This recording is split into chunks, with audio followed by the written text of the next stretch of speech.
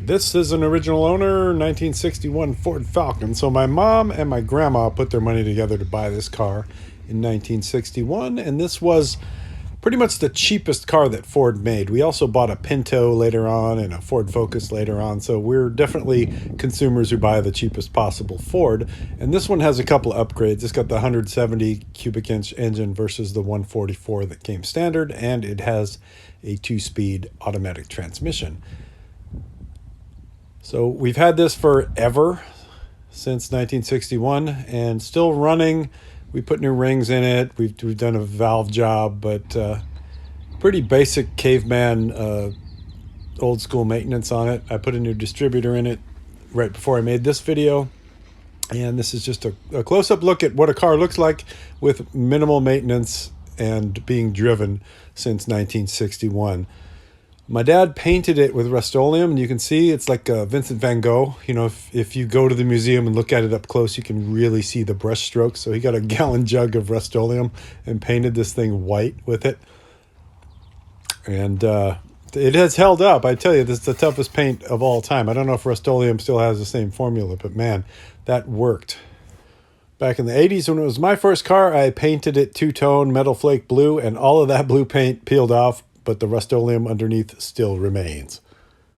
So even though it was a cheap car, it had a good feel to it, you know, heavy door handle, and then you've got nice upholstery on the doors. So you didn't feel necessarily like you were a poor person driving this car. They put some luxury in it, and they ended up buying this car over the Chevy Nova because it had so much room in the back. There's actually a lot of room, and we would haul 6 people in this thing regularly in relative comfort. And if you wanted to smoke in the back, got your very own ashtray. And here's a look at the cockpit for the pilot. A gigantic steering wheel with the horn button, and then minimal instrumentation. You get a fuel gauge and a temp gauge and a couple of idiot lights, and that's about it.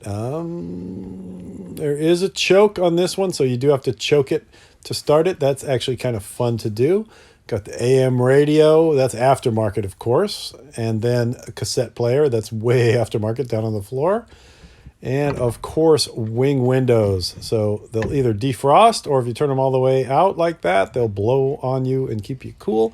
And then the secret down at the bottom is the old air box. This can get full of leaves and blast you the first time you open it up after the fall.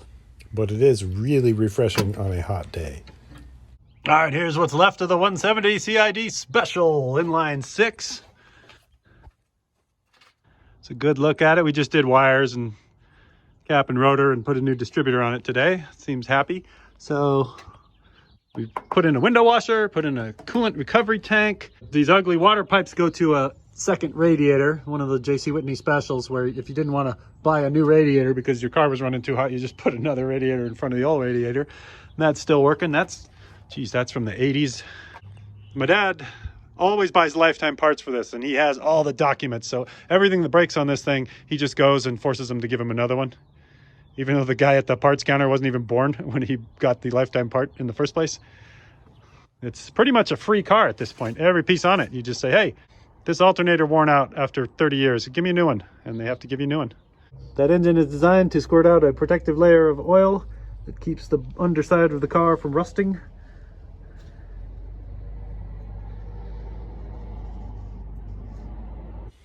And here's a close-up look at the tires. They're skinny little Harley motorcycle tires.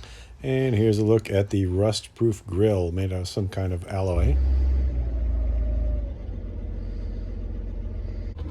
It puts a smile on your face driving this big old boat with the giant steering wheel, the ancient instrumentation.